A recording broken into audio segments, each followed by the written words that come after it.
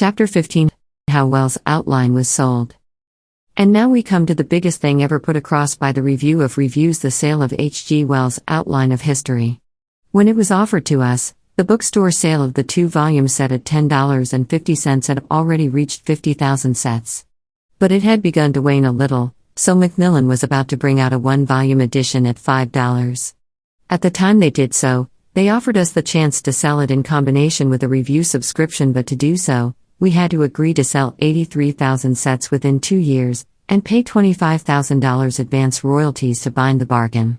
Selling 83,000 of anything in 2 years is quite an undertaking, even for the Review of Reviews, especially when the royalty must be paid whether you succeed with the sale or not.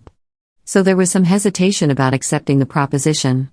Fred Stone and I were strongly for it, and Mr. Lanier was inclined that way himself, so it was finally decided to accept, provided we could first have 60 days in which to test for ourselves the possibility of the sale. This Macmillan agreed to, so we went to work. At the very beginning there was quite a divergence of opinion as to how Wells could best be sold. The newspapers had reviewed the history far and wide, and their comments in general were so complimentary that it was felt by some that this was one case where no special effort need be made to sell. All we had to do was to remind people of everything the newspapers and magazines had been saying about Wells, then tell them that here was their chance to get this marvelous history, of which 50,000 had been sold at $10.50, for a third of that price.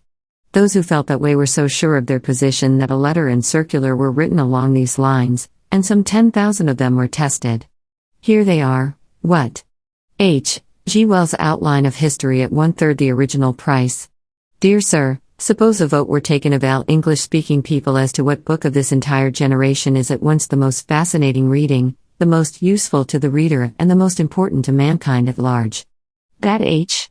G. Wells' Outline of History would not only head the list but have more than twice as many votes as its nearest competitor. Is almost too easy a prophecy. We wouldn't take up your time to say such an obvious thing except for the following fact that interests you personally. Mr. Wells' big ambition for this epic-making work is that it should go to the million readers who would revel in it and get a new conception of their human race and their job in the universe, as well as to the 100,000 who can afford to pay $10.50 for such a book and who have done so.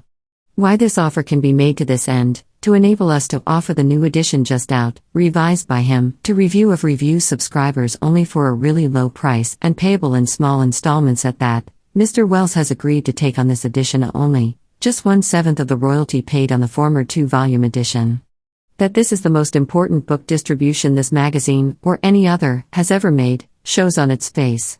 We confidently expect to be overwhelmed with orders that will sweep off the entire edition we have contracted for. We have, therefore, to maintain the balanced proportions of our subscription list, assigned so many copies to each state, and the order form enclosed herewith is for you, is numbered, is not transferable, and is not good after 10 days from its receipt unless there are copies of Mr. Wells' masterpiece not yet applied for. The common adventure of all mankind. Wells' history, starting with the empty dawn of things, tells you in an absorbing story the common adventure of all mankind, the growth, not only of peoples, but of all nature and life. Perhaps you do not realize that with all the colossal scope of the Wells history you are brought closer, face to face with the great characters of history than you or anyone else ever came before. Alexander the Great, Caesar, Cleopatra, Muhammad, Charlemagne, Napoleon becomes real persons, introduced by Wells, and if you do not get some of the heartiest laughs of your life in meeting them face to face, we miss our guess. Review of Reviews begins where Wells leaves off. The Review of Reviews, for a quarter-century the most widely read monthly of current events in the world, takes up for you where the Wells history leaves off and pictures your own and world history for you, monthly, for the rest of your life. It gives you the things you want to know about the world today. It takes from all the great newspapers and magazines everything worthwhile and repeats the gist of it to you. It ties together the important happenings, puts them in their proper sequence, shows you their relation one to another so clearly, so interestingly, that you wonder how anyone can think himself well informed who sees only the fragmentary reports in the daily news. No money, no risk, but hurry. Read the enclosed circular to understand why this is the most talked of and most praised work of our generation. But most important, sign your name to the enclosed card, that is all. The signed card makes sure you benefit by this Review of Reviews edition and Mr. Wells' scaling down of his royalty to 1/7 of its former size. It makes sure the great 1,200-page book, full of maps and illustrations, is sent to you, charges paid, and you have the full privilege of returning it within 5 days after its receipt with not a cent of cost for the opportunity of looking it over. There are no strings to this offer. Your order won't stand unless you want it to. But send the card now without money. Tomorrow may be too late. Sincerely yours. The results were so disappointing that if our second test had not been all printed and ready for the mail, we should have abandoned the idea of selling Wells then and there. Luckily, Fred Stone and I had contended from the beginning that Wells' appeal was due primarily to the prehistoric features his history brought out, so the circular ought to be devoted largely to these. And while the first test was being rushed out, I was working on a circular along prehistoric lines. Copy of the first page of it, and the letter and card that went with it, follow, at last. H. G. Wells' outline of history at 1/3 the original price. Dear Sir, the enclosed 10-day option is worth real money, so we have limited it to your own personal use. It is not transferable and it is good for only 10 days after you receive this letter. If you can't use it, we should appreciate your kindness in destroying it. For it gives to a selected list of people the opportunity to get the most talked about, the most successful and the greatest book of this generation at a reduction of 2/3 from the original price. Think of it a discount of 67% from the price that 50,000 people have already paid. Do you wonder that we regard these options as valuable? Here is the way of it. You know, of course, that H.G. Wells' outline of history is the most talked about book in the world today. No matter where you go, no matter what you do, you come across it. Newspapers and magazines the country over are almost a unit in commending it. Literary critics are exhausting their superlatives in trying to adequately describe it. People everywhere, just regular folks like you and me, are reading it eagerly, avidly, and getting as real enjoyment out of it as though it were the most thrilling of popular novels. And all because it gives us just those things we all want to know about peoples and countries and rulers, put in such an interesting way, and with such pungent, incisive comment and occasional flashes of relieving humor that, as the NY Tribune puts it, it is among the most exciting books ever written. 50,000 copies of Wells' Outline of History have been sold in the bookstores at $10.50. 50,000 more could probably be sold at the same figure. But H.G. Wells wants to reach all the thinking people of this country, and to give us a chance to do that with one big edition, he has agreed to sacrifice 85% of his royalties on that one edition. An offer we can never make again. The result is such an offer as we can make but once in a lifetime. H.G. Wells' marvelous history, known and discussed wherever books are read, bound up into a single magnificent volume, fully illustrated, at a price of $3.50. And a year subscription to the Review of Reviews at its regular price of $4. Both together for $7.50 payable in little, never missed monthly payments of 50 cents, or $6.50 cash. Wells' history, starting with the empty dawn of things, tells you an absorbing story, the common adventure of all mankind, the growth, not only of peoples, but of all nature and life. The Review of Reviews gives you the things you want to know about the world today. It takes from all the great newspapers and magazines everything worthwhile and repeats the gist of it to you. It ties together the important happenings, puts them in their proper sequence, shows you their relation one to another so clearly, so interestingly, that you wonder how anyone can think himself well informed who sees only the fragmentary reports in the daily news. There is just one condition, only one condition we make, that you send in your reservation at once. The plates are all made, the paper is bought, the printers are waiting, but we can make only one edition at this price, and we want to give every one of our friends a chance at that edition. So we send you this offer now. Mail the enclosed card, without money, and we will send you Wells' Outline of History at the special price, subject to a week's free examination, and enter your subscription for 1 year of the Review of Reviews. If for any reason you are dissatisfied with the history, you can return it at the end of the week, send 25 cents for the copy of the magazine delivered you, and cancel your order. There are no strings to this offer. Your order won't stand unless you want it to. But send the card now without money. Tomorrow may be too late. Sincerely yours. From the first day that the orders began to come in from that circular, there was never a moment's doubt as to whether we were going to sell Wells' history. Why, on ordinary occupational lists like doctors, lawyers and the like, it pulled 3.5%. And as for the good book lists, if we told you some of the percentages that circular chalked up, you would not believe us. Suffice it is to say that, where we had hesitated about agreeing to sell 83,000 sets in 2 years, We sold 90,000 in 4 months. And the above letter and circular did every bit of it. True, we tried some magazine and newspaper advertising, but 2 of the best advertising agencies in the country were unable to develop a single ad that pulled orders at anywhere near the low price we got them by mail. It was only when we took the different pages of the circular, like the one starting, "The oldest man in the world," and made page ads from them, that the advertising began to show results. But before that happened, we had sold our 90,000 sets by mail. Each of those sales carried with it a subscription to the Review of Reviews, $3.50 for Wells, $4 for the review, which means that at 3.5%, each circular was costing us 2.5 cents in the mail and bringing us 26 cents worth of orders, a selling cost of less than 10%. There was money in that. But to add 90,000 subscribers to a magazine subscription list in 4 months' time is as much as an ordinary magazine can stand, unless it wants to raise its advertising rates, and this the Review did not feel like doing. So it was decided to bind the next edition of Wells in a fine art craft and sell it alone. This we did, and sold another 60,000 sets before the year was out. What next? Many people would have been satisfied with that, but after the way we had been able to sell $1 million worth of O. Henry stories 2 years in succession, we were not going to give up Wells without getting a lot more out of it than a single year's sale. But we had to change our offer. We had been over all our regular lists twice, with different letters and circulars. Now we must get not only a different letter, but a new reason for buying. It happened that Wells had stirred up so much comment and had received so many criticisms and suggestions, that he had considerably revised the history and added a large number of new pages. So we decided to bring out the new edition in 4 volumes and price them at $9 if bought alone or $12 with a year's subscription to the Review of Reviews. Then came the question of how to sell them. The circular was easy, for Tutankhamun was then very much in the public eye. So, as there was not much in Wells about him, we based the circular upon his great father-in-law, Aneton. But the important thing was the letter.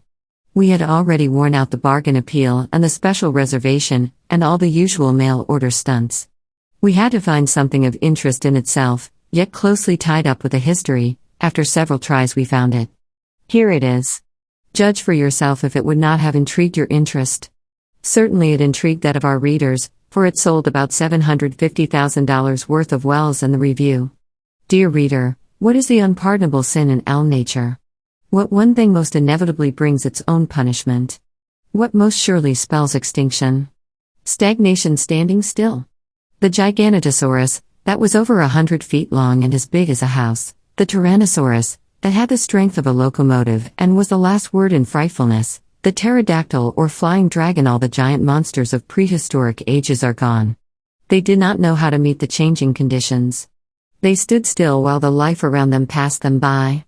Egypt and Persia, Greece and Rome, all the great empires of antiquity, perished when they ceased to grow. China built a wall about herself and stood still for 1,000 years. Today she is the football of the powers. In L nature, to cease to grow is to perish.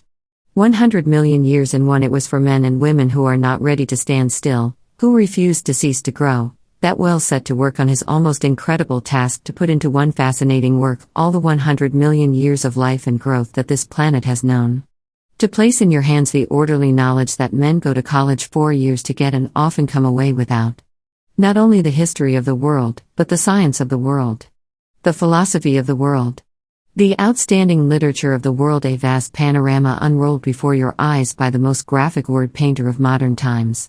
And also interestingly, so absorbingly done that, as the New York Tribune puts it, it is among the most exciting books ever written. That is what you get in H. G. Wells' outline of history, and that isn't all. Just glance over the enclosed folder and think for one moment of the absorbing, fascinating story that goes with it: education in the highest sense, entertainment in the most educational sense. People who have read this new 4-volume, finally revised edition of the outline are saying that it has done more for them than a college education. A college education costs you probably $5,000 and 4 years of your life. Wells' wonderful work is sent to you on approval and you will read the 4 books as absorbedly, as quickly as so many novels. 4 volumes for 1/3 less than the price of the first 2. Although the history has been revised and enlarged, although it was printed from brand new plates, with 100 new full-page pictures in addition to the 200 in the discarded edition, and although it is now bound in 4 usable, library-sized volumes instead of the original bulky ones, we can, through a fortunate arrangement with the Review of Reviews, send to you and a few other new process company customers this famous outline of history for 33 1/3% less than the original 2-volume edition would cost you even now in any bookstore. What is more, you can see IT, examine IT, pore over IT in your own home for a week at our expense. Your name on the enclosed card brings the 4 volumes to you, postpaid, for a full week's free examination. And the Review of Reviews, to what the outline is to past history, the Review of Reviews is to current events. It interprets men and movements in terms that every alert American can understand and profit by. It gives you the boiled-down sap of world events, equips you with a background of facts against which to read your daily news. While this one edition lasts. The low price we are offering on this great history is possible only because the Review of Reviews contracted for 100,000 sets at once. Perhaps you think that leaves plenty of time for you to get your copy? With any ordinary book that would be so, but not with Wells. They sold 90,000 copies of his 1-volume edition in little over 3 months, and already 9/10 of their 100,000 4-volume sets are gone. The remainder won't last long. At most, we can get only a few thousand sets, to offer among our 258,000 new process company customers. Can you imagine how long those few thousand will last? Will you look over this set now while you can get the 4 volumes, revised and beautifully illustrated, at a third less than the original 2-volume set would cost you even now in the bookstores, while you can have them sent to you postpaid, without expense, for a week's free examination, to be returned collective for any reason you decide not to keep them? The enclosed card is your answer. Use it while there is yet time. Yours till then. That ended the 2nd year of the Wells sale, but it was far from ending the sale itself. For 3 years we sold it, until our total sales topped the 360,000 mark. 2 of the letters we did it with are quoted in an earlier chapter of the book. The last of the really successful ones is given below, last chance at 25% off. Dear reader, one of those discoveries which makes history such startling and interesting reading has just come to light through the deciphering of a stone tablet found on the Sinai Peninsula. Scientists have often cast doubt upon the scriptural story of the finding of Moses. But this inscription tends to confirm the account just as we find it in the Bible. Written or dictated by Moses, and translated by Professor Grimm of the University of Munster, it reads, I, Manasseh, mountain chief and head priest of the temple, thank Pharaoh Hyachbut for having drawn me out of the Nile and helped me to attain high distinction. Taken alone, this might not be regarded as conclusive proof of the truth of the biblical record. But it is just one link of a chain that every day is growing stronger. Remember, in Samuel, how the Philistines killed Saul and hung his armor in the house of Ashtaroth. And how, in revenge for his death, King David 20 years later put the fortress of Bethshan, where Saul's body had hung, to the torch. The temple of Ashtaroth and the flame-scorched walls of Bethshan have just been unearthed by excavators working under the direction of the University of Pennsylvania, and the records there inscribed confirm much of the biblical story. Another archaeologist, Dr. Didolf Nielsen, comes forward with finds in the Arabian desert, which tend to show that the Queen of Sheba was no myth. Whether she herself existed or not, there undoubtedly was such a kingdom, a rich and a vast kingdom 2,000 years before Christ. On a tablet of clay dug up from the ruins of ancient Chaldea has been found an inscription detailing in almost identical language the scriptural account of the flood. While as for the Tower of Babel, its ruins are still standing. Discoveries like these, which are daily coming to light, go to show that there is no real conflict between religion and science. Interpretations may differ, but to the broad-minded student of science, as to the broad-minded student of the Bible, there is a common meeting ground, and nowhere is it better brought out than in H. G. Wells' Outline of History. Wells gives you the one interesting, connected story of the world.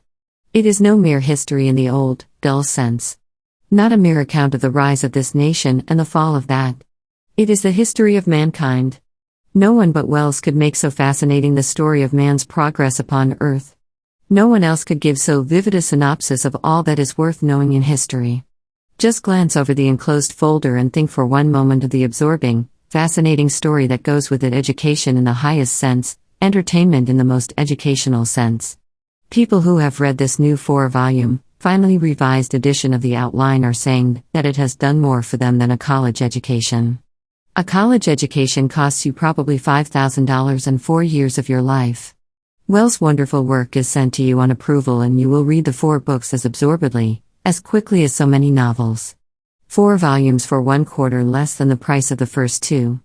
Although the history has been revised and enlarged, although it was jointed from brand new plates, with 100 new full-page pictures in addition to the 200 in the discarded edition, and although it is now bound in 4 usable, library-sized volumes instead of the original bulky ones, we can, while the edition lasts, send to you and a few others, this famous outline of history for 25% less than the original 2-volume edition would cost you even now in any bookstore. What is more, you can see IT, examine IT, pore over IT in your own home for a week at our expense. Your name on the enclosed card brings the 4 volumes to you post-paid, for a full week's free examination. And the review of reviews, to what the outline is to past history, the review of reviews is to current events. It interprets men and movements in terms that every alert American can understand and profit by. It gives you the boiled-down sap of world events, equips you with a background of facts against which to read your daily news. While this one edition lasts. The low price we have been making on Wells' outline of history was made possible only because we contracted for 100,000 sets at once. Of all those 100,000 sets, only a few are now left. We can't hope to ever bring out an edition like that again. We can't expect to ever be able to manufacture and sell on so small a margin. When the few remaining sets are gone, your last chance at those low-cost volumes will go with them. So don't file this away to think over. There's nothing to puzzle about, because you don't have to send 1 penny or promise anything, other than that if you don't find these 4 volumes, as the New York Evening Post puts it, one of the indispensable books, why, just send them back, and that ends the matter. That's easy, isn't it? I'll be holding 1 set for you for a few days. But you'll have to mail the enclosed card right away. Yours till then. P.S. If you are already a subscriber for the review of reviews, or if you prefer a fiction magazine, you may substitute the new Golden Book for 18 months instead of the review of reviews 1 year for the sale price. Simply change the order card. The Golden Book is the new kind of story magazine that everyone is talking about, the best stories, essays, plays and poems of all time selected by a board of editors as worthy to endure out of all the world's great literature. That ended the biggest sale of any one set of books that the review ever had. We have always been especially proud of it, for we worked it up from scratch. There was nothing in any previous campaign to give us an indication of what appeal would go best on it, and as it happened, our most effective appeals were entirely different from anything we had ever tried before. Of course, it really followed the rules outlined in the early chapters of this book, for with the discovery of the tomb of Tutankhamun, the people's interest was centered largely on things prehistoric. So when we started our circular or letter with a reference to something of the kind, we were tying right in with that interest. This was well illustrated by the last 2 letters, the one referring to the prehistoric fossils and dinosaur eggs, and the other to the unearthing of the stone tablet of Moses. Even after 250,000 sets had been sold, those 2 letters were still able to stir up interest and add another 100,000 sales to the record. The point would seem to be that if you can tie in with what people are thinking about and interested in, you can sell anything. And the particular form that your letter takes is far less important than the chord it happens to strike. We shall touch upon this later with regard to letters selling other products. The big sale of Wells naturally brought us a lot of good publicity. To the review, that meant more advertising contracts. To me, it meant a chance to try a new field selling, not books, but wearing apparel and men's furnishings of different kinds. Some 15 years previously, John Blair of Warren, Pennsylvania, had started what is now the New Process Company with $100 of borrowed capital and an idea. The idea came from having worked his way home from college by selling raincoats. It seems that one of his chums in college had just been willed a raincoat factory, and he had proposed to Blair that the latter take the job of sales manager. Blair was ever a modest soul, and he had some doubt of his fitness for the job, so he decided to see how much he knew about selling by taking a trunk full of samples and working his way from Philadelphia to his home in Warren. The trial was without special incident until he reached Kane, some 40 miles from Warren, and his last stop. He was showing his samples to a merchant when a customer came into the store. The man seemed in no hurry, so the merchant went on looking over the coats, and finally placed his order. Blair was putting away his samples when the customer strolled over. "Got any black raincoats in that bunch?" man asked. Blair thought a moment and finally remembered that he had one down at the bottom of the trunk. He hauled it out, found that it fitted, and a sale was made. Curious to know what anyone could want with a black raincoat in that day of tans and grays, Blair asked him why he had picked on black. "I'm an undertaker," the other explained. "When I go to a funeral I must wear a black coat. A dozen times I've been caught in heavy rains and just about spoiled every coat I had. Now she can rain all she wants to." That set Blair to thinking. There were 920,000 undertakers in the country, and except in the big cities, every one of them must be faced with the same problem. The big city stores might be able to stock black raincoats in enough different sizes to fit every undertaker, but certainly the small town stores could not.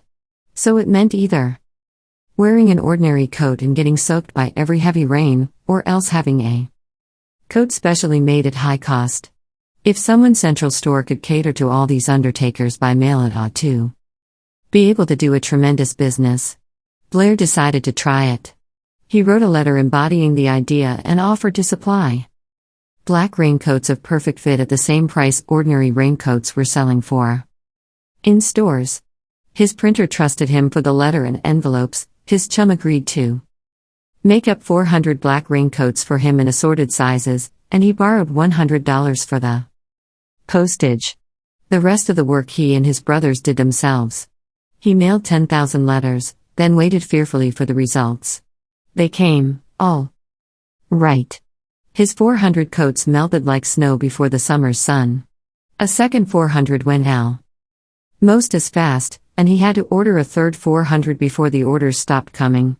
For 2 years he was content to sell raincoats to undertakers only. Then priests and ministers began to write him, and he extended his line to cover them. From that to selling ordinary coats and suits and other items of men's furnishings was but a step. In 15 years he worked up his gross sales to about $2 million a year. Then he seemed to reach his limit. During all those 15 years, his entire sales appeal had been cantered around one idea: personalizing. In the beginning, he had catered only to undertakers. His customers felt, and rightly, that here was a house devoted to their interests alone. That he understood the undertaker's needs. That they could get better service, lower prices, closer attention from him than anywhere else. And with each new occupation or profession he added to his lists, Blair was careful to use that same personalized appeal. He never sent the same letter to undertakers as to doctors or ministers. He wrote to each as one who specialized in that profession's needs. He quoted testimonials from well-known men in the same line. He won confidence by a thorough understanding of the needs of each profession and occupation, and he brought back the orders with prices and goods that really did represent unusual values. But there came a time when the old appeals began to lose their pull, when the occupational lists seemed to wear out. So he was forced to turn to general lists, such as telephone users, automobile owners, and the like. How could he make effective use of his personalized appeal on them? You would never guess the way he finally worked out. It showed ingenuity of a high order.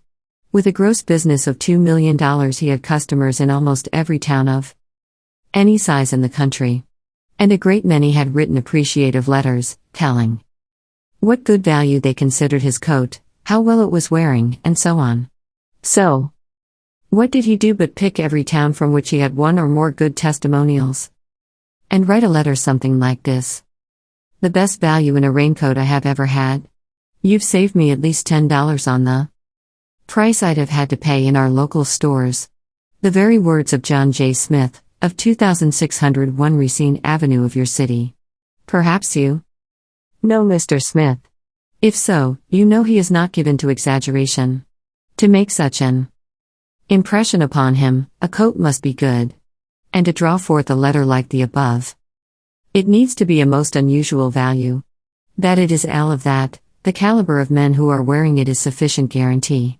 When men like James Brown of 314 Hardin Avenue, William Sherman of 14 6th Street, and Max Jones of 14 5th Avenue, will send all the way out here for a raincoat, There must be something about the coat and the price of it that it would be worth your while to know.